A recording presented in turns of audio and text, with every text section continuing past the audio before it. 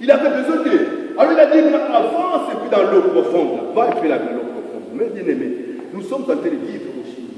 L'eau, elle représente aujourd'hui comme le monde que nous sommes en train de vivre. Amen. Maintenant nous sommes dans une barque, il faut que la barque soit remplie.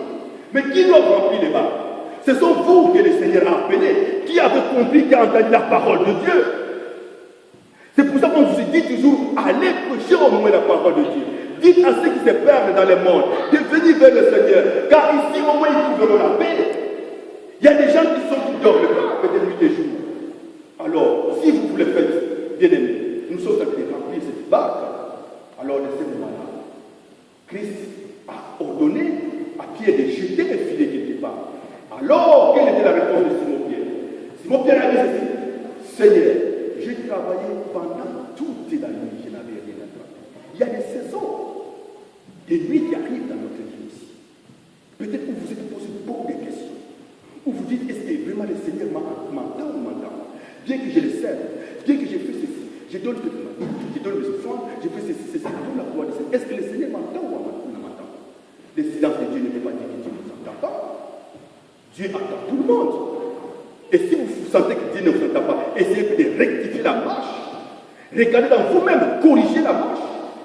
Et quand vous corrigez la marche, Dieu va vous entendre. Parce que moi, quand je prie et que je demande quelque chose, si le Seigneur me dit, attends dans un mois, laisse, je vais attendre pendant un mois.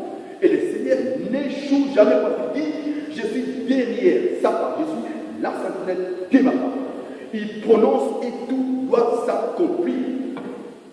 Mais sachez que qui viendra en dernière position, celui qui va s'élever en dernière position.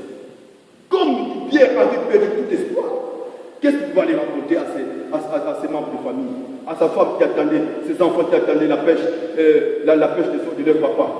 Peut-être qu'il n'avait pas de minerval. Il dit qu'on va vendre des poissons pour avoir un peu de quoi manger dans la maison. Mais ce jour-là, c'était une pêche prévue. Rien du tout. Zéro, bien aimé. Mais il a attendu jusqu'à la fin, jusqu'au moment où le Seigneur est venu. Et le moment où il se sentait délaissé, le moment où il se sentait dépaysé, le moment où il a perdu tout espoir, c'est le moment où le Seigneur est arrivé au secours. Amen. Amen. Et c'était ce jour-là où Pierre, Jésus-Christ, a dit à Pierre, à Simon-Pierre, avance dans les eaux profondes et jette les filets. Et quand il a jeté les filets, parce qu'il a obéi. Il a obéi. C'est-à-dire que dans notre vie, l'obéissance aussi à la parole de Dieu, l'obéissance à Jésus-Christ est très très important. Il y a des gens qui écoutent mais ils n'obéissent pas. Il y a des gens qui écoutent la parole mais ils ne mettent pas ça en pratique. Alors, comment voulez-vous trouver la réponse de Dieu? Comment voulez-vous que le Seigneur vous entende? Bien-aimé, comment voulez-vous que le Seigneur vous élève? C'est impossible. Il faut commencer à obéir. Quand vous avez entendu, il faut le mettre en pratique. Parce que Jésus-Christ ne veut pas voir des croyants, des chrétiens qui croient, mais qui pratiquent aussi. Et quand vous faites ça, vous allez voir que la gloire de Dieu vous accompagnera tous les jours dans votre vie, comme il a dit à Marc, si tu crois, tu verras la gloire. Amen. Amen. Si le Seigneur veut, je vais continuer ce message la dimanche prochain. Mais aujourd'hui, l'Esprit de Dieu me dit d'arrêter. Que le Seigneur vous dise ce message. Amen.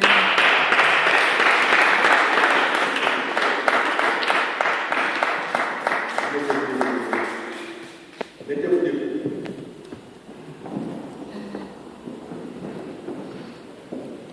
Je vais laisser la parole